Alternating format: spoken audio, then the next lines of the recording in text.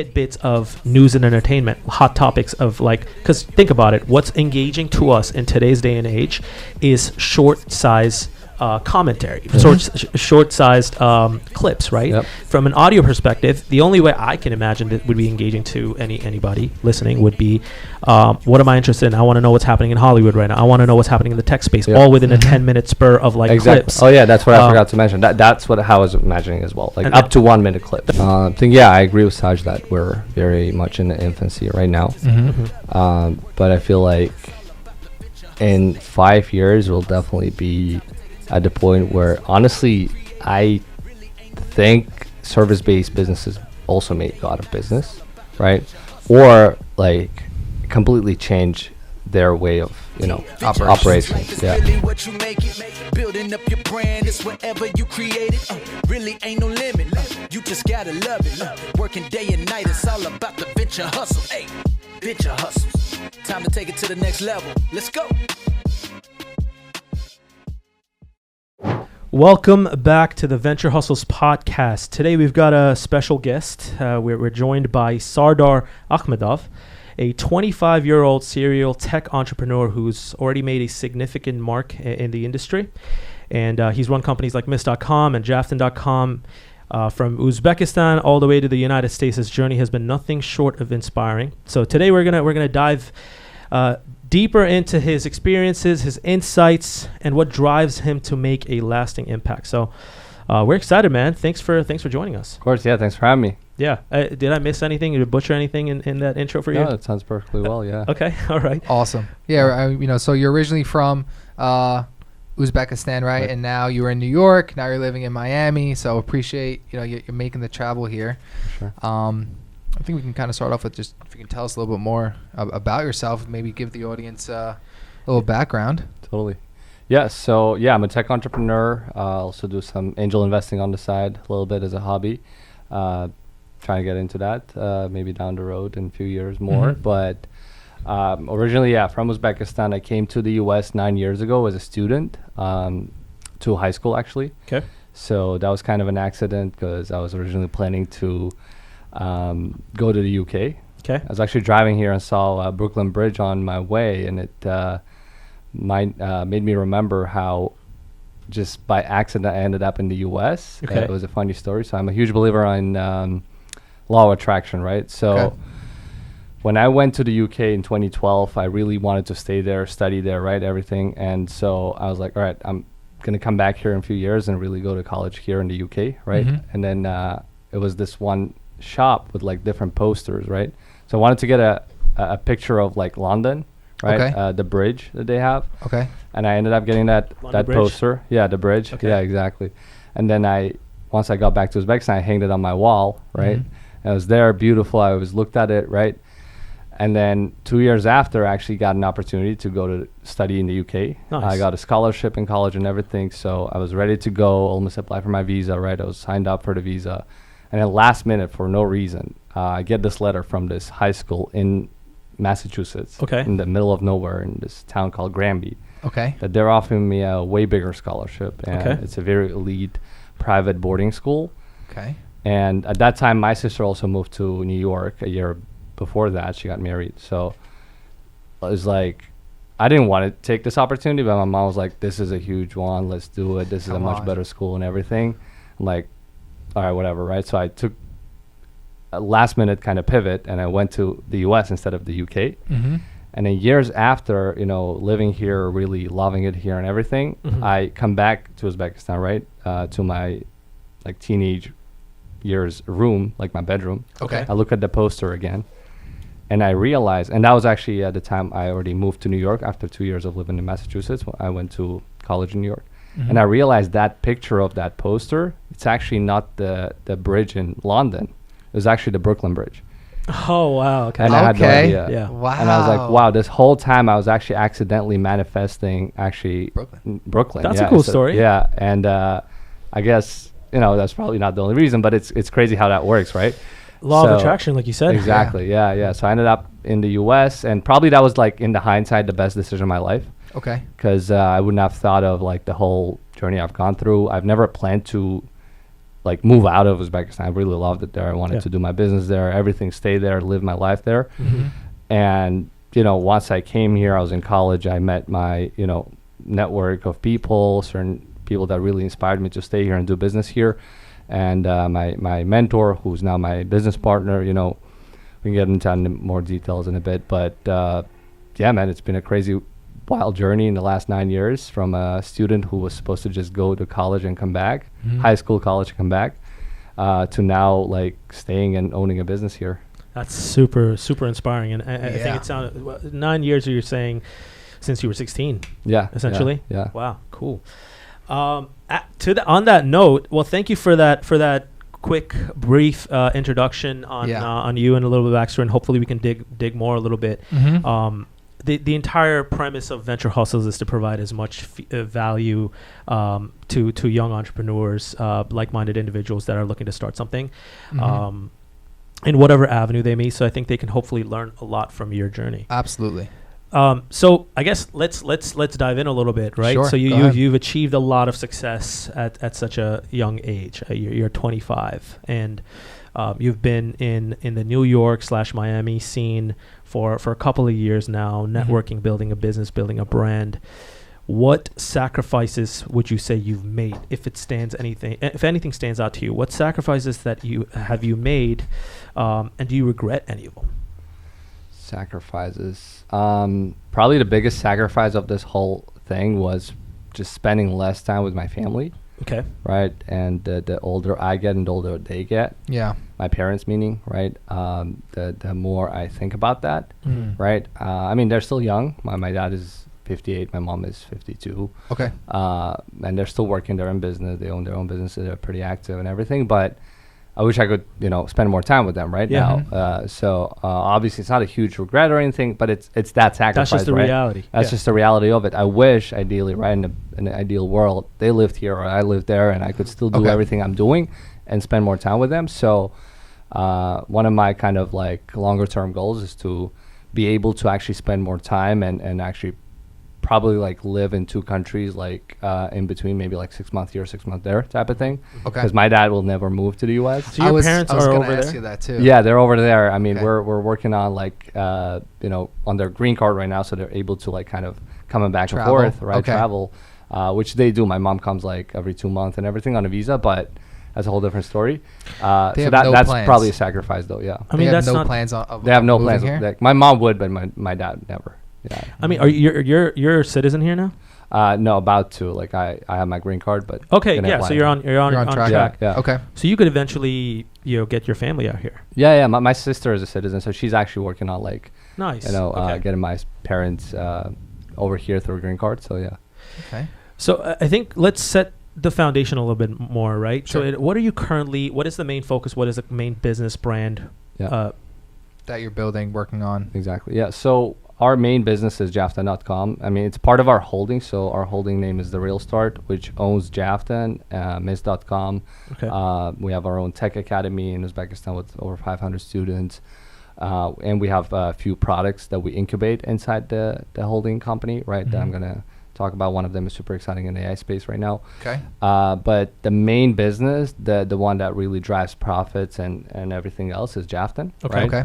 And it's our agency that's been around for 10 years. So there's a story of how I joined the agency as a partner 4 years ago. So I didn't start this business myself, Okay. right? But I joined in 4 years ago as a biz dev guy that then grew into a business partner Okay. in the business. But as far as like the main thing we're working on is this agency, it's almost at a point where, there's way less involvement right now, hands-on from me and my business partner than it used to be like a couple of years ago. Okay. So That's we're good. able to actually work on like incubating our own products internally. Mm-hmm. So I would say, we have no plans of like, going away from the agency business. We actually are growing this. It's a very, very good business. We specialize in mobile development, right? So we don't just do any kind of development, but specifically mobile. Mm-hmm. I mean, you guys are in this world as well, Yep. Yeah. There's actually a funny story about how I found out about Finally Free Productions a few years back as well. Okay. But anyway, so this is what we're working on right now. But I would say what I'm most excited about is our AI product that we're working on right now. So yeah. Okay.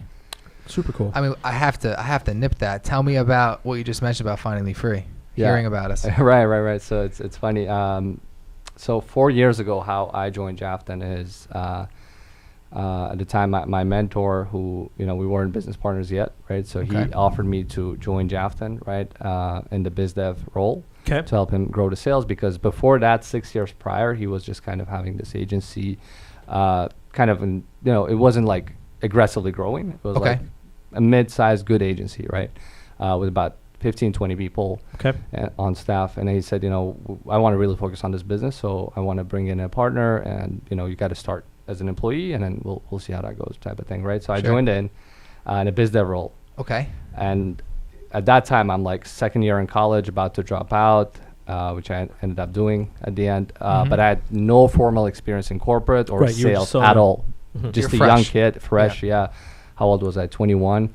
Super like ambitious, but no experience in sales, lead gen, nothing, right? So here I am, May 2019. I joined the company. I'm trying to like learn everything, right? So how do I learn sales? There's no way, right? So one of the ways was to actually send out different requests to different companies and reverse engineer their process of sales, pretty much, right? So I ended up going on different websites on Google, and then there was this directory, I think, that was just active, where there's like a lead gen going on. So I submitted a lead there, and then a lot of companies started calling. One of them was Finally Free Productions. Is I know that maybe one right? of you two guys. Yeah. Wow. So I was like, all right, these guys are actually selling through this platform, right? And then there's a few other companies there as well. But when I saw the address here, like I think 2 days ago, I'm reading, I'm like, Finally Free, that sounds very familiar. And then I clicked, We get that a lot. That's funny. Yeah. That's funny. We get that a lot, but we don't really meet with them a lot. So it's funny, and like, so I apologize if I mean, those are guys like. I mean, we all know it's a pretty cutthroat, business for sure. But am I happy about it? No. But you know what I respect? I respect that you're at least like you're saying it. You're owning up to it. That's what I respect. That's cool. I feel like if a lot more people were transparent about that process, it would be a lot more. I don't hide, and I know like others do that with us as well. Of course. And then since then we've grown a lot. That was just one of my ways of figuring out how's the lead gen happening, right? So looking at your guys, other companies' ads, right? Probably 10 different companies in New York. Well, don't mention the lead gen stuff. That you should, because we're both in that space. For sure. So that's why I didn't say the name of the platform, right? Yeah. We can cut this out as well. No, but this is good. This is good information. This is great. Yeah. That's funny. That's so funny. So, why tech though? Why'd you why technology? So, I mean, for as far as I remember myself, I always wanted to be in tech, right? As a kid, my first like probably tech business, quote unquote, was when I was 10. I was selling video games as a 10-year-old at my middle school. I figured out a way how to actually send games from a phone to another phone without a wire. Back then, like I'm talking 2008, right, when we all had like Nokia phones, and I could actually, as a kid, send your phone a video game from my phone, without connecting anything, because that was the only way back then, right? We used to pay send like packages. Exactly. Yeah. So I started monetizing on that, because local shop right next to our school was charging about 500 soms in the local currency back then to for one game. So I started charging 300, and I could do it during school, right? You're just undercutting. Exactly. So I remember like banking on that, just like sell. So you're games always all like day. entrepreneurial in a way. Always, yes, for as far as I remember. But like tech, probably because my parents were very like adamant on like not allowing me too much time with computers as a kid. Right? So it was like I didn't have a computer as a kid. I didn't have a phone until was 10 actually. My other kids in my so first school, year you got the phone and you're exactly. So it was like aggressive on that, So that got me excited. My first time I started making money was with tech, right? So I fell in love with like everything technology. I just thought this is it. I'm going to be in that space. And probably another reason, which is what I realized down the road, looking back in hindsight, is probably my dad kind of unknowingly reinforced that. Even more, because my dad was an entrepreneur, and he was like in kind of like the beginnings of building his business when I was a kid, right? So he would not be able to spend too much time with us. So naturally, when he did, he would ask me certain things to help him out with his phone, because he'd see that I was good with it. Simple things like setting up an alarm, things like that. And whenever I would help him, he would like just praise me for that, like, oh, little genius, great job type of thing, right? So as a kid, imagine like a 7-year-old, 8-year-old kid getting reinforced for like doing things with that's technology. so valuable, man. That's tough. Especially, it's surprising because places like where we're from, like Uzbekistan and just that side of the world. Like I'm from Bangladesh, right? Yeah. It's difficult to see that a lot in that generation. But you're super lucky to have that kind of support. That's really good for strong reinforcement to be able to build empires and brands long term. You know, that's super cool. Yeah, man. So that's how I kind of fell in love with technology, as a kid, and then always wanted to kind of, I think at 14 or 13, I had a dream of like building my own social media after watching Facebook's movie, Of course. I still do. Like that's my probably ultimate goal, to build my own social media. Okay. One day, have to get there yet. But yeah, man, it's technology all the way. So let's circle back from like you Uzbekistan to here, right? When you moved here for essentially like university, right? You got a private, what was it? The boarding high school? school first, and then university. I got in from in that Massachusetts, high school. right? Okay. Yeah. And I mean, did you feel like at any point did you feel like you were an outsider and that didn't belong, or if you did, how did you overcome that? Yeah. So I wouldn't say I was too much of an outsider there, just because this school was international school, right? So it a lot was? of kids. Yeah, there's a lot of skills. Yeah, it's a private international school, right? So that's why they probably gave me a scholarship, because they incentivize international kids to come in. Oh, so there was a good smooth transition. Exactly, but it was like a balance. It was probably like half like locals, half international. Okay. And it was a cool experience because like they created that international experience for the locals. Right, so like they pitched it to local kids and their parents that, hey, your kids are not going to just study with Americans, but they're going to see people from all around the world, right? Yep. And to the international kids, they pitched it, their parents, that, hey, your kid is going to study with Americans. Yep. Right, so it was kind of a balance. Okay. But had I gone to probably a typical American school somewhere like in a town where there's no, it would have been much tougher. So I'm not going to lie, it wasn't that tough, although it was still very difficult. It's an adjustment. But I was able to, because there's nobody from my country. I was the only kid from my country, right? Even though there was international. Like there's always like groups of like, hey, Chinese kids hanging out here, Thailand kids hanging out here. Yeah, I got it. But I stuck to Russian kids because I spoke Russian. That's one advantage I have with like living in Uzbekistan. We all speak Russian. What's the native language there? It's Uzbeks. It's kind of similar to Turkish. It's a Turkic language. Yeah. Nice. But we also speak Russian because we used to be part of Russia like 30 years ago. Yep. Yeah. So, interesting. So Jafton is not like you didn't found the company, but No. and then now you're a big part of it. So is it a Uzbek company or? No, like it's an American company, but the founder is Uzbek. Yeah. Okay. So my story with Jafton is back to 2017, right? Yeah. When I was a kid in college. I had a Shopify store, and I had like a business there I used to like sell. On the grind. Exactly, yeah, doing things always, right? There's never a point in my life where I probably didn't do a business or try to do a business.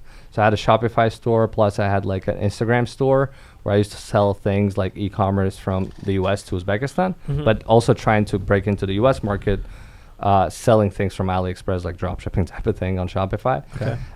And then I had this idea to kind of open a big e-commerce store where it'd probably become like Amazon for Uzbekistan. Okay. But you're able to actually shop from the US, being in Uzbekistan, get things delivered. Okay. Because my brother-in-law at the time used to own a logistics company, so I had that channel to just send things to Uzbekistan, right? So I pitched that. I wanted to pitch that to somebody, right? Get a business partner or get an investor, right? And then February 2017, my dad sends me this video on YouTube, a video interview of this tech entrepreneur from Uzbekistan who just moved to New York, and he's super cool. He's been in the industry for 15 years.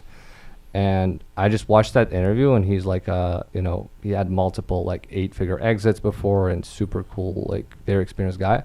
And I just got like super inspired. I'm like, wow, this is who I want to be in a few years, right? And I'm like, my dad goes like, go reach out to him. He's in New York. I'm like, he's not going to talk to me right now. Where am I? Where is he? Right? Type of thing. And then long story short, I still sent him like a friend request on Facebook. Facebook was big at the time. Yeah. And I sent it to his business partners, and I forget about it. A month passed. I'm in LA. I was trying to transfer to another college there, just seeing college campuses, and I get a message on Facebook saying nice to meet you from somebody I don't recall talking to before. So I look at his profile, and that's him. That's not him, but that's his Okay. business partner from Russia. And I'm like, oh, interesting.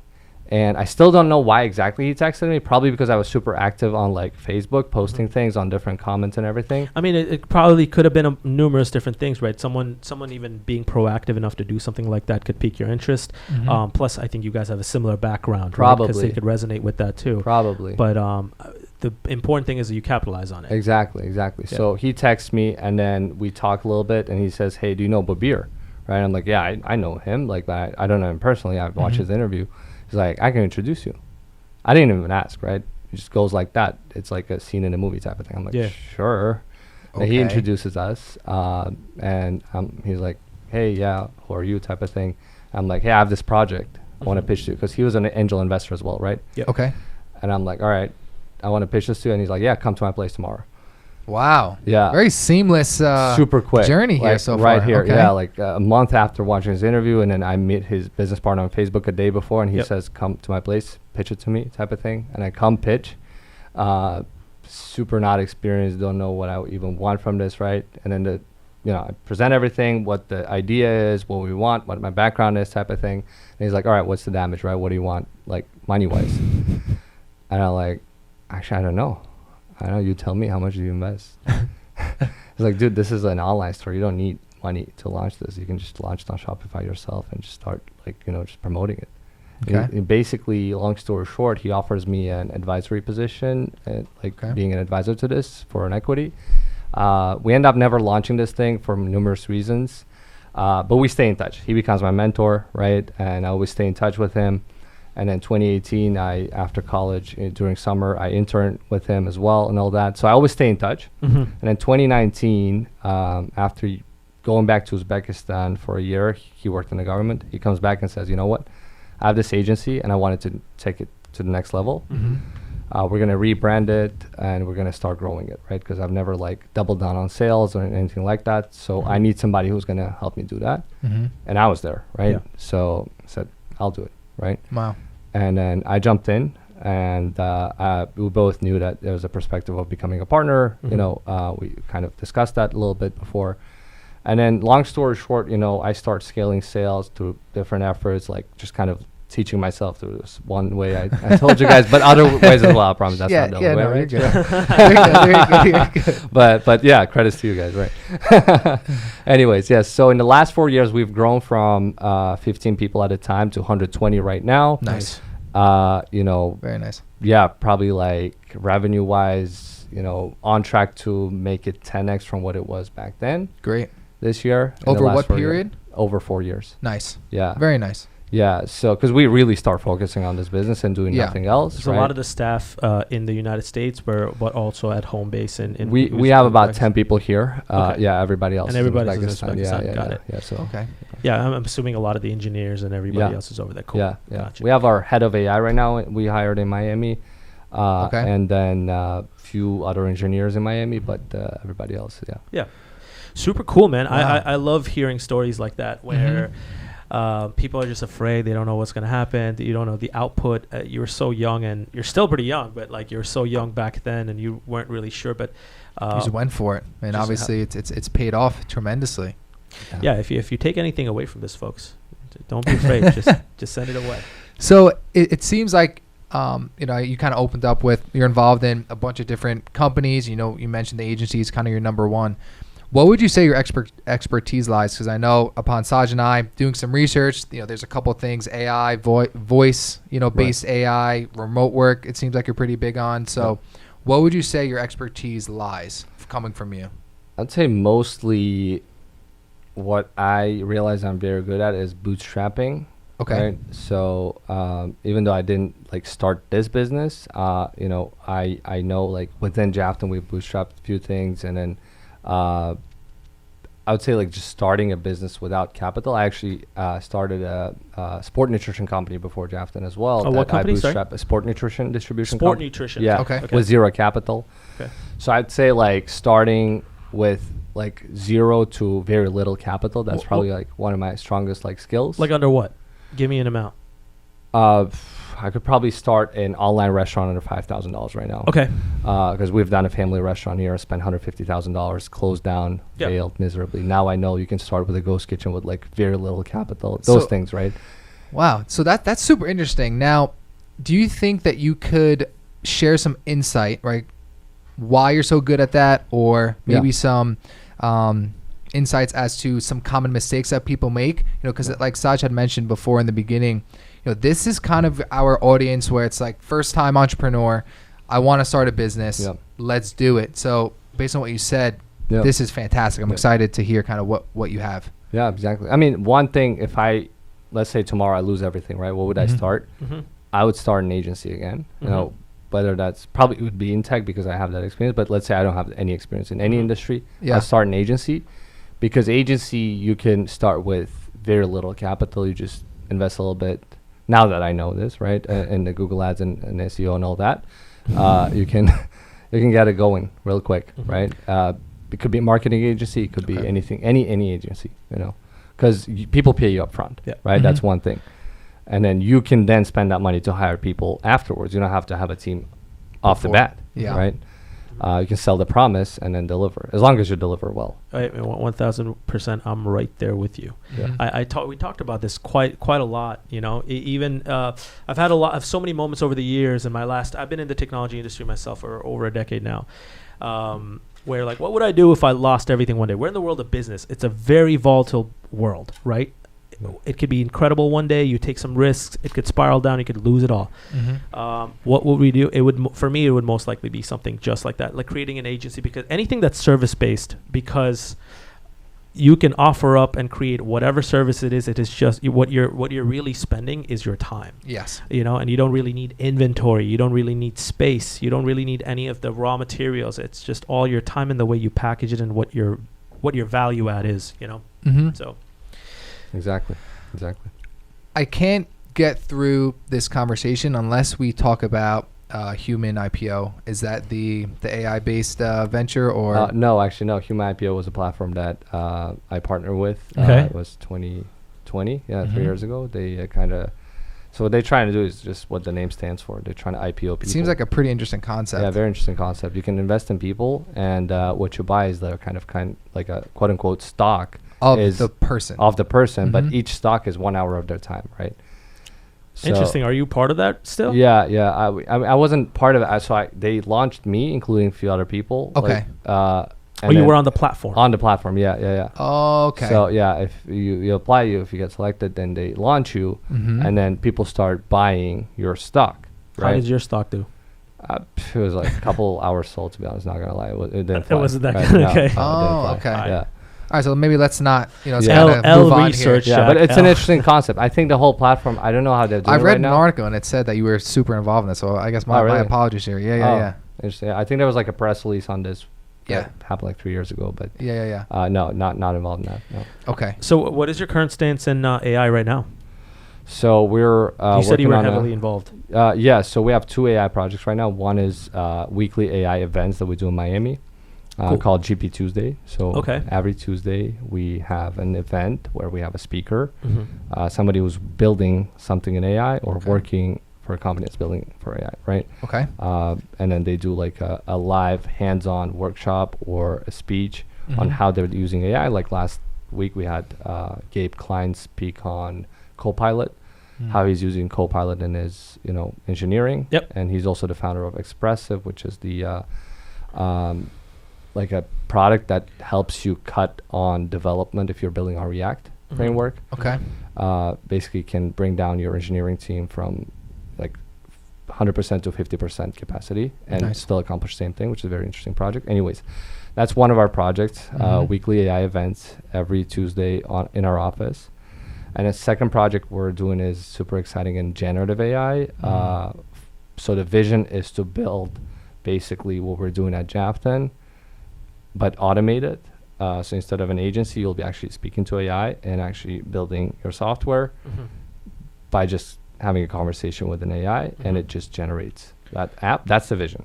Where are we at Right. right now? What are we launching with MVP? We already have an MVP pretty much ready where you can throw in a link to your app that you Okay. already built, and it just AI looks at that and creates a landing page for that app Cool. Okay. in 34 seconds. Yeah, I mean that's gonna be cool to see from an app's perspective. We're actually really heavily involved in AI as well. Yeah. And we're developing certain things that have similar aspects of AI, but it's I mean the application is very very limitless with what you can do. AI is in its infancy, right? Of course. It's ever evolving, and what we're going to see in 5 years is going to be nothing like what we have right now. Exactly. I mean, even 2 years. Even 2 years. It's I think it's just going to be exponential. Yeah. Yeah. What would you say your 30,000 foot view of AI is? I agree with Saj that we're very much in the infancy right now. But I feel like in 5 years we'll definitely be at the point where honestly I think service-based businesses also may go out of business, right? Or like completely change their way of operations. Yeah. You know, one thing I realized, and I don't know if you can relate, and we talked about this, right? AI is cool and all and everything, and people fear that it's going to replace a lot of their jobs, but not a lot of people know how to apply it and utilize the tools properly. And I feel like no matter how many years go by, there's always going to be new iterations of the AI technology and waves where the service that you can start selling different iterations of is going to be how to utilize that by itself. And a lot of people would need to be able to be trained. Then there's the whole aspect of training and overhauling entire teams, internal teams within companies. It's not an easy transition. It's not like a one-click button where, all right, everybody else is going to start using this. You're going to replace all these employees. Only if it was. Yeah. There's a learning curve, and the learning curve, that gap is what you can potentially fill, and it's going to happen with every industry, I think. You know? Exactly. Yeah. I would completely agree with that, and I guess time will tell. You know where we go with AI. I'm going to ask you this because based on the human IPO thing, I was completely off. Right. Okay. Voice technology. Right. It seems like that's something you're pretty involved in too. Yep. Why? Why voice technology out of, let's say, any other aspect AI could impact? Yep. So Like in to hear your voice thoughts on technology, that. we have some client projects that we're building right now, and like a speech therapy project and a few others. Also pretty good contact with like Speechify. If you guys know the AI voice generator, it can transform any book or text into a speech, a podcast. Nice. Right. But as far as like why voice AI, that's another passion of mine. Like, if we drill down more into technology, it'd probably be like ideal project I want to build, going back to that vision of like building a social media. I want to build a social media on like voice. That's like my ultimate kind of like career goal. Okay. Because I think there's a big gap still in like In what social space. Okay. There's Twitter, text, right? Or LinkedIn, also kind of text mainly. There's Instagram, TikTok, video. There's photo, like for Pinterest and everything. There's YouTube long form video. But for audio, social, I think that's still like, there was Clubhouse went kind of up and down. Yeah. But I feel like there's a space for like Twitter for audio. Well, they just got, Clubhouse was trying to be that. Yes. And then Twitter destroyed it. Right. And that's the problem. Yeah, because it was a Twitter feature, Spaces. not a product, right? Yeah. To me, I think there's still a space for a product, because think about it this way, right? How do we consume currently content on the internet? Like, let's say this podcast, right? There's a video version of it where you sit down and watch, but most people listen to audio, which is why podcast exists, right?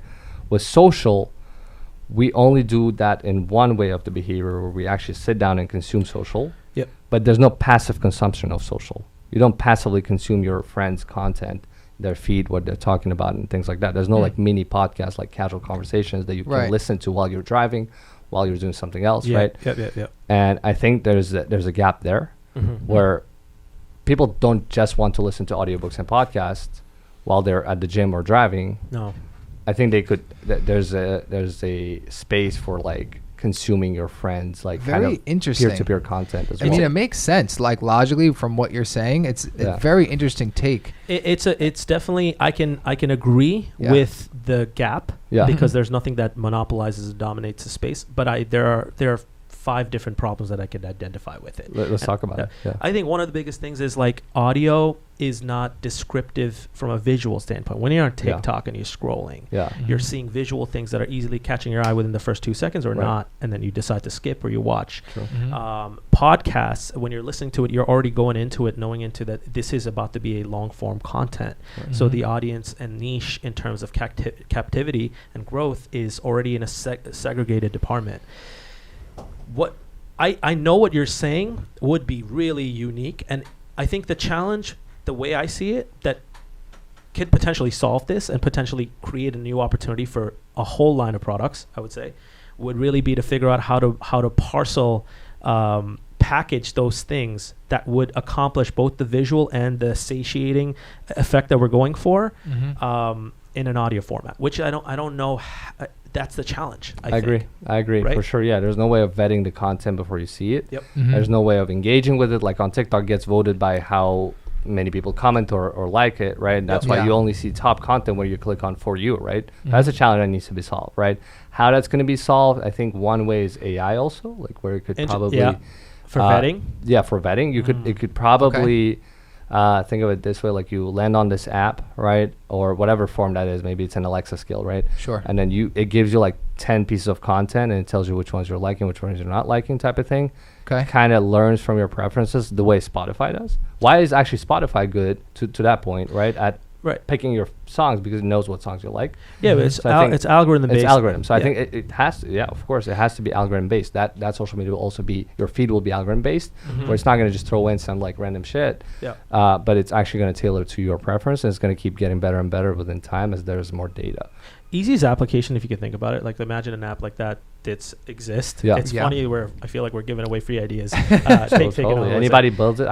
One other thing, I'm never afraid of like giving away ideas, right? For sure. I mean, it also takes a lot to be able to execute that. Exactly. And so if you can't do it, then kudos to you. But I think what's really cool is that what would be really, I think, in your use case would be like, for example, let's say you download an app and the audio cycles. Imagine it's cycling through like TikTok automatically or manually, or let's say as you drive. It could be tidbits of news and entertainment, hot topics of like, because think about it, what's engaging to us in today's day and age is short-sized commentary, short-sized clips, right? Yep. From an audio perspective, the only way I can imagine that would be engaging to anybody listening would be, what am I interested in? I want to know what's happening in Hollywood right now. I want to know what's happening in the tech space, all within a 10-minute spur of like clips. Oh yeah, that's what I forgot to mention. That's what I was imagining as well, like up to 1 minute clips. That's what I'm saying from a it product has to be perspective. short form, 100%. Short form, 100%. So then now think about product. If you want to get really wild with it, you can be like, oh man, I'm in for some motivational stuff. I'll just switch to motivational. Yeah, just switch the filters and categories. Like Andrew Tate hyping you up. I don't know. Whatever it is. But exactly. But the reality is like it could be applied in things like that, but I don't think it's achievable without AI, I guess. 100%, which is why I think now is a better time to start building something like this, because like I think in a way what Spotify just did with their AI feature, if you guys have seen, like, is it live? Yeah, AI DJ. Wait, the DJ feature on Spotify is live? Yeah, I've been using it for a month. Yeah. Really? I post on my Instagram how I'm using it. Yeah. I was just using it on my way here too. Oh, really? Yeah, it's the only way I consume Spotify now. I saw them do a press release on that, and the guy made maybe it's select users. I don't know. I just got it. Well, for those who aren't aware, would you mind giving like a 30-second summary here? Yeah. Just one day, my girlfriend tells me, hey, there's an AI feature on Spotify now. And like we play it, and there's this dude speaking like, hey, like I think it said my name, maybe not, might be blinking on that, but anyways, it says like, hey, I'm gonna give you some songs that you listened to like 2 years back, right? Let's start with some nostalgia, right? Okay. And then it starts out with my older songs, and then he says, I'm gonna throw in. It actually, there's a AI dude that's talking. Talks to you? Like, yeah, it talks to you. See that I wanted, but to you can't test talk back to it. That's the only bad thing. Okay. For now, I think it's gonna get there. Well, you can't talk back to a DJ in real life if you're in the right, but wouldn't it be cool, right? It would be cool. Wouldn't it be? Exactly. You can't do that because it's not scalable to talk to a human like that. But to an AI, it's scalable. So right now it's one way, but it's super cool how it says, hey, I'm going to throw in some like nostalgia. And then after that, let's throw in some like new music, see how it sticks, right? And you tell me if you like it by skipping or keeping the song. I love it. And it's amazing. And how's it been so far in your experience? It's great. I love it. Yeah, it mixes my older songs and it just throws in some new songs, and I discover new songs through that, right? That was going to be my question. If it was just older and then what you currently listen to, so it uses that information to now start to suggest it's new older, stuff. current, and new. Wait, let me ask you this. that. Since you've actually used this, and I have no idea why. I've been on Spotify for 15 years, and the fact that they didn't put me on the list, that's a shame, Spotify. But It might just be hiding there. Honestly, I didn't find it either until my could be a girlfriend beta showed me. feature. Maybe. So let me ask you this. If you were to rate it, right, in terms of the algorithm on how accurate it's been with your old songs and then giving you new song preferences on a scale of 1 to 10, where would you say they land? Maybe I'm biased because I'm very always hyped about AI products and Sure. probably skewed toward that. But I would say it's better, much better than Discover Weekly. You know, do you use Discover Weekly feature on the home?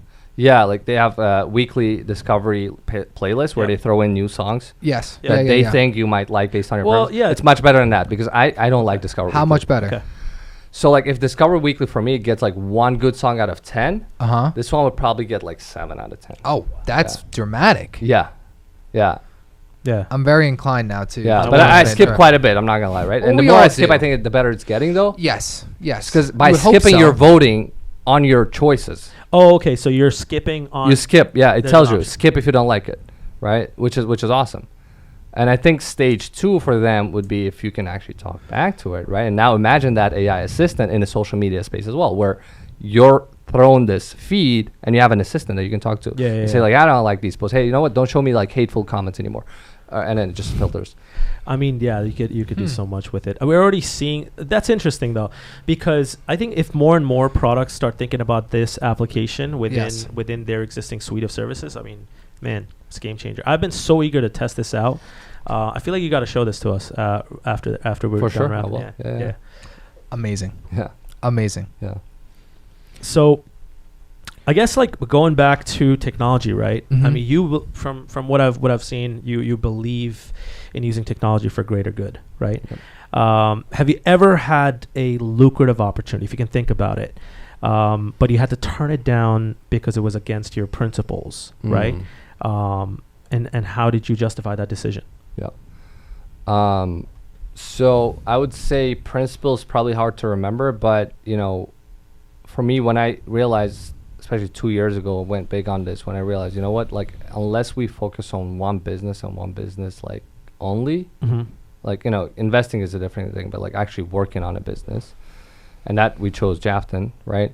Then we're not going to grow. So, you know, I get thrown some opportunities like probably every month, thank God, right? And, you know, just many. There's many, like I've been offered opportunity in the logistics business and a few other like businesses even within tech, right? And a lot of them were lucrative, right? Some of them actually became very profitable afterwards, right?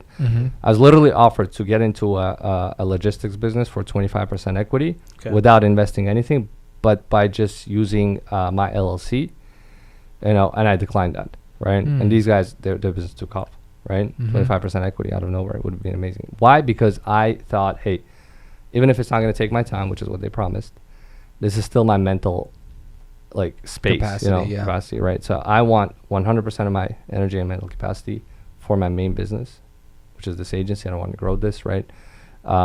Which is why I declined it, right? It has changed now a little bit because we've delegated a lot more now. But 2 years ago I was there, right? So I declined that opportunity. That's one major one I can remember. Was that a good decision in hindsight, you think? I think so, yeah. Okay. Because honestly, it could have skewed me. And you don't know the opportunity cost of, you know, saying yes or no. It's always a risk. Yeah. Exactly. Yeah. Do I know that in these 2 years we've grown massively with Jafton? Yes, right? Am I 100% sure would I have grown this much if I had taken that opportunity? I don't know. Maybe not, right?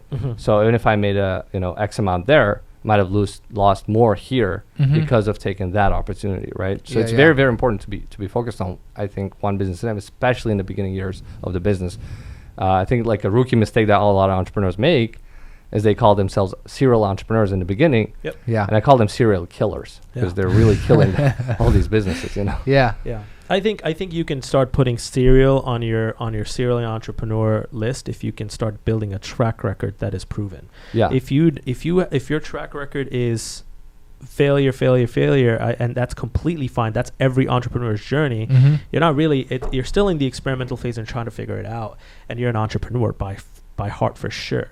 Yep. But I know we see that tag quite a bit, and I think figuring it out is totally fine, right? But once you already see one of the businesses making money, right? Like it just focus on one of them, right? Yep. Like Alex Hermosi was telling this on the stage the other day, right? I was watching his interview, like how he was talking to this guy who's in a roofing business, but he says, roofing business is profitable, but we also do flipping, and we also do flooring and all this and that, and they're all making some money. So I'm a serial entrepreneur. But dude, like, why don't you just focus on one of them and make that $1 billion business? You know, he it's hard for him to see because all of them are making some money, right? Right. But if he doubled down on one of them instead of like 5 of them, that would have been more profitable than 5 combined right now that he's half-assing. I agree 1,000%. I mean, you can only do so much, and especially if you've got something early on. I know a lot of people in my like peer group that have similar track record and stories where they were doing multiple things very early on, even when it's almost like an oversight. You're not really seeing in front of you what's working, what's not. Yep. And you're spreading yourself too thin. I think definitely It's almost like the jack of all trades, master of none. Exactly. You know, so yeah, I completely agree with that. Yep.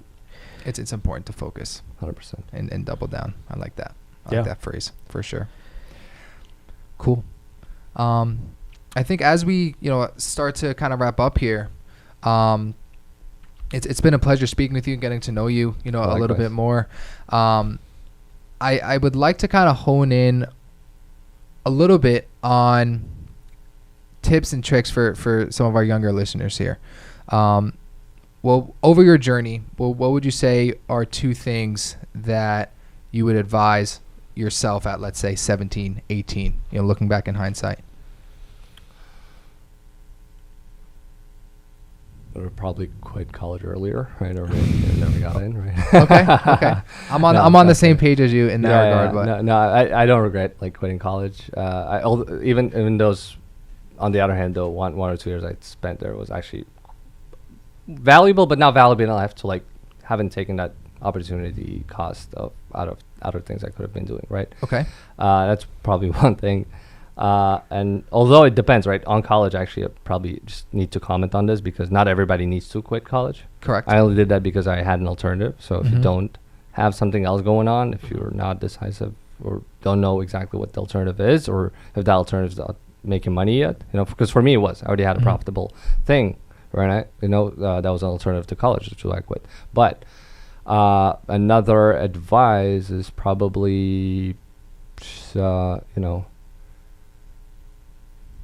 learn sales even more than I did now, and just double down on sales. There's nothing more important, I think, in sales in the beginning of the business, than sales itself. Yeah. Then of course operations comes second, but there you can hire. I think for the founder though, it's very important to be able to like really tackle good sales. Oh, and probably if I could go back to beginnings of Jafton, we've gone enterprise a year ago, more than just focusing on startups. In the beginning, we were just focusing on startups. I would have focused on enterprise sales more than startups. Yeah. Right. Because maybe we were able to do it now because we had a proven track record with startups. Yeah. No, right? For us, like we did that pretty like early, and I would say probably 4 or 5 years ago. Okay. That's the thing. Yeah, like great. when you start going into that, you see different kind of service quality, the people that you deal with.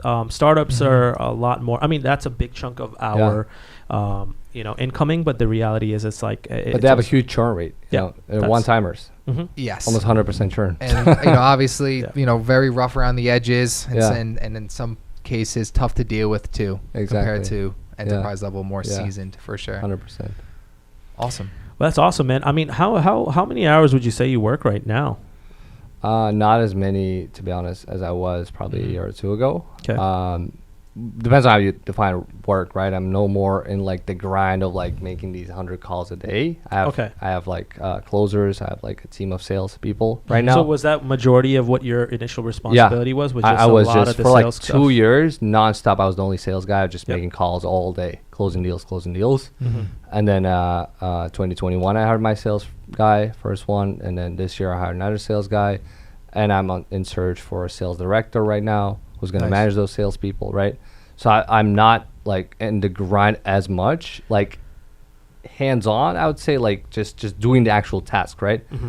But am I more productive? Yes, Mm-hmm. right? So hours-wise, I honestly don't count it.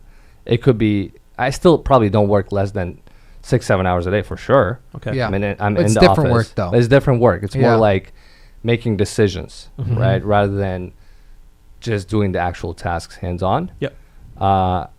Which is why I'm also able to, work more on my personal brand, go on these podcasts and things like that. If you invited me like 2 years ago, I wouldn't be here because Mhm. I would have to be. You doing wouldn't sales have time. calls. You'd, yeah, I yeah. did it 7 days a week, by the way. Yeah. Weekends that. I would take calls, like Zoom calls, at least 3-4 Zoom calls Yep. with clients, and I would In call the grind. leads. Gotta love Yeah, it. yeah. So right now, though, I have like while I'm on this podcast, I have my salespeople making these calls. So working like less in that definition of work. Yep. But more output now. No, I love to see it, man. That's Mhm. that's awesome. Where The evolution. I guess I guess my last question would be Yeah, go right ahead.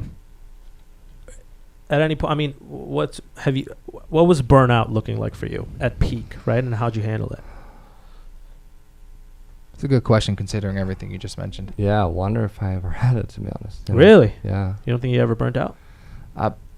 For me, burnout was more probably no. It did happen. I think probably like let me say, somewhere around last year maybe. Mm-hmm. It was at one point where we actually probably made so many closed deals that the operations didn't keep up. Mm-hmm. So I had a lot of client complaints Mhm. at one point. Yeah. So to me, that was very like disheartening. Yep. Because I Stressful. promised good service, not because just BSing, but I really want to deliver that, right? Yep. So we figured it out since, like, everybody stayed happy, because at one point we had so much work that our in-house team couldn't handle. Yep. We had to outsource, and then those subcontractors like screwed up, and They always do. yeah, exactly. They So always no do. more subcontractors at all. But it's at the end we figured it out. But like that was I would say like not a burnout, but something that really like disheartened me. High stress, high High intensity. stress. Yeah. Because like to me like that like I can keep selling and not burn out from it. Like Mhm. keep selling all day. Yeah, you're a salesman. You enjoy that. That's yeah, the whole exactly. I mean, yeah, to 12 build hours a day. Yeah.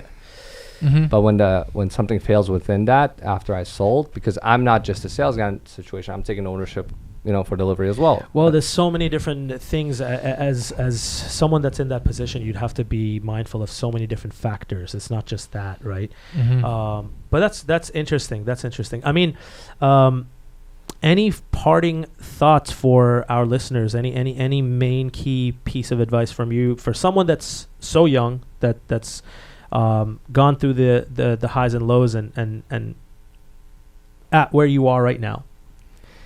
Yeah, I would say, take risk, as early as possible. I'm sure a lot of people say that. But at the same time, I would say take mitigated risks.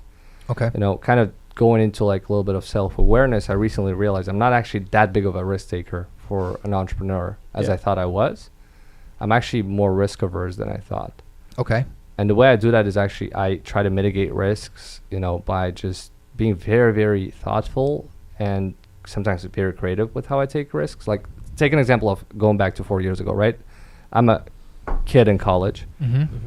have some kind of business on the side, making some profit, but I want to go big in tech. Mm-hmm. So I had two choices, right? I could have gone and started my own tech business, Mm-hmm.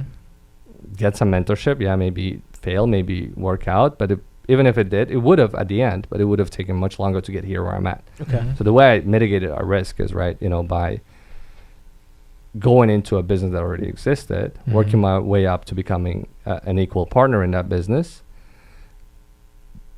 That was my way of mitigating risk, right? So my advice would be, that's one example, right? There's Okay. other ways of mitigating risks, right? Sure. If you're trying to start a business, whether that's an app or a traditional business, try to like bootstrap with what you have. try to use like a customer funded business model, which is what I did with my sport nutrition business. Also an interesting story, if I can just add that real quick. For sure. So in college, before going into Jafton, I bootstrapped this business I had a client I was working with my brother-in-law who owned a logistics company. Okay.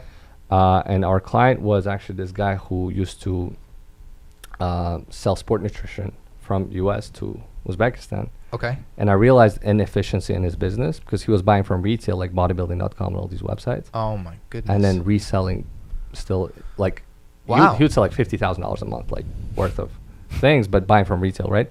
Because he didn't know any better. Yeah. Okay. And neither did his competitors. Nobody could work with these brands directly. They didn't have access, they didn't speak English for multiple reasons. Yeah. Okay. So my dad advised me to like just reach out to these brands and find out pricing if I bought 50 grand a month from them.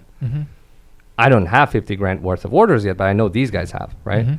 So I reached out to these brands and said, if I bought from you 50 grand a month, what pricing would you give me? Much lower price, obviously, than the retail. Yes. Then I go to these guys that are buying from retail, 50 grand a month, and I'm like, would you buy from me if I sold you at this price? 20% markup from the brand. Absolutely, would love to, right? Okay, you prepay me now. And then, love it. Yeah, I got some orders in, got that business going, and partnered out with that guy at the end. And we were actually at one point the biggest distributor in the country for sport nutrition. And I started out without investing my own money. I charged the guy up front. Yeah. And then paid the brand, kept my delta margin in there, made money, kept doing that. I mean, I love that. That's actually I'm glad you added that in because I feel like that's a different side. I mean, of it just goes to show that you can do something with nothing. Exactly. You know, and to your point, Saj, earlier, it's just about time, the right allocation of time, and being creative. Being creative, I mean, you did a favor for many people in this transaction. Then you were able to kind of keep and your made piece money of the for pie. myself without investing anything, right? So that would be my advice, right? Try to get creative with how you start a business. On the other hand, when we started a family restaurant, invest 150 grand, lost it. Yeah. And without testing it. And there was a way to test it. If I were to do that right now, how I would start a restaurant is like, go get a ghost kitchen on demand. Don't rent. Don't get into 10-year lease in Manhattan like we did for like $6,000 a month rent. Just get a ghost kitchen, couple thousand invested, and launch on Uber Eats, launch on DoorDash. Just do online delivery. See if it sticks. If people are ordering, if people are liking the food, then invest from those profit into opening a restaurant. And you can do that with many other businesses. Just those that I done, I'm telling example of, right? Sport nutrition, restaurant, agency. These are 3 I've done. Anything else, I'm sure there's a way of like starting without or with some little capital. Yeah, I mean, I think that... Well said. Well said. 100% agree. I think that I've always been a strong believer whenever I've started something with people or invested in something. I could tell you that don't just throw something at a product or an idea because the money's there. It's all about the people. It's all about the end result of what you're looking to achieve and how you're going to survive all of the different steps necessary to get there. A lot of people just have everything, they get so excited when, let's say, there's $100,000 opportunity and they go all in. But if your goal is longevity and to build a sustainable brand, you have to be very calculative with what you do. So exactly. You want to sign us off here? Well, pleasure. Appreciate you coming down again. It was a great conversation. Thank you for dropping by. Yeah, pleasure is all mine. Thank you guys for having me. Absolutely. And for the listeners here, as always, like, comment, subscribe here for Venture Hustles. If you like what you heard, we'd love to kind of see what you have to say in the comments here, and we'll be sure to put all your social medias in the descriptions and links just so everyone can check you out. Yeah, anything that you want to share, we can drop it, or if you want to say it, you can. No, I think I got everything. Yeah. Cool. There's no really hard sell here or like social links. Well, if you want to check him out, his links and social medias will be in the comments. And as always, we'll see you next Wednesday, guys. Thank you. Life is really what you make it. Building up your brand is whatever you create it. Really ain't no limit. You just gotta love it. Working day and night, it's all about the venture hustle. Hey, venture hustles. Time to take it to the next level. Let's go.